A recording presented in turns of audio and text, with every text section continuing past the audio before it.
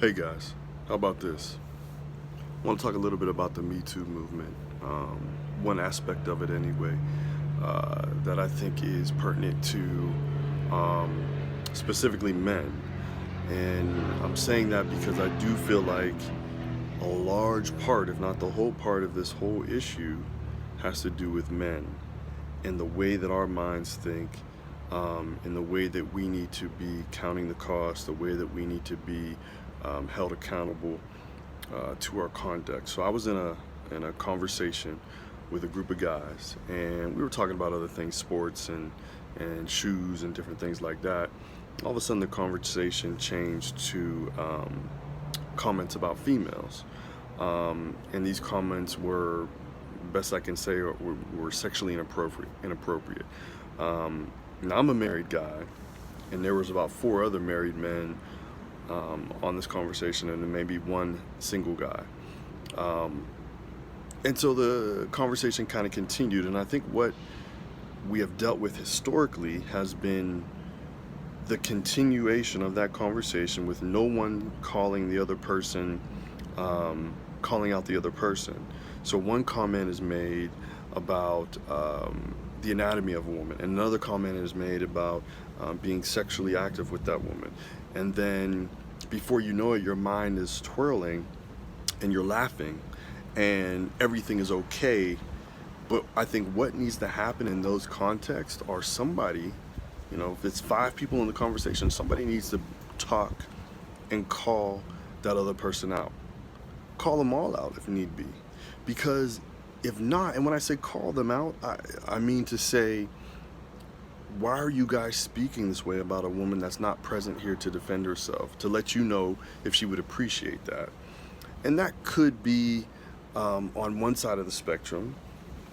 I think that you have a lot of different examples out there that this could also take place in just the general human dynamic when you're talking about maybe one group of people in a group where all like people are talking, and then they're talking inappropriately about another group, and everybody's laughing and nobody's calling everybody out on what they're sharing.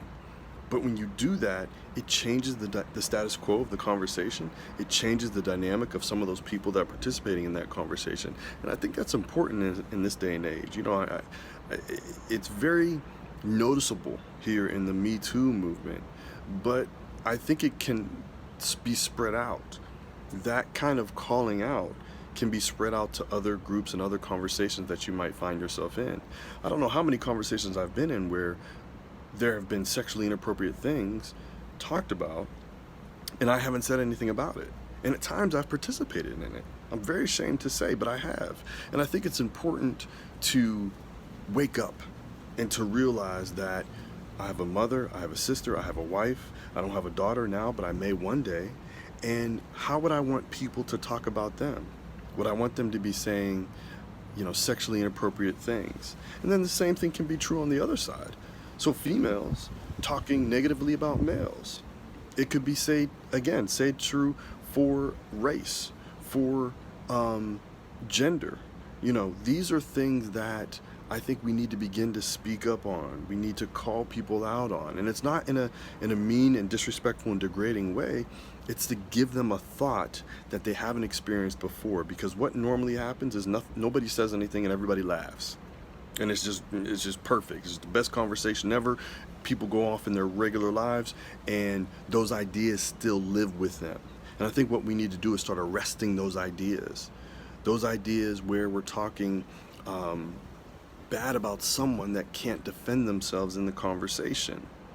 It's one thing to be respectful and to bring someone up in a conversation. It's another thing to talk down to them or be disrespectful to them or say sexually inappropriate things about them to get a laugh amongst your friends.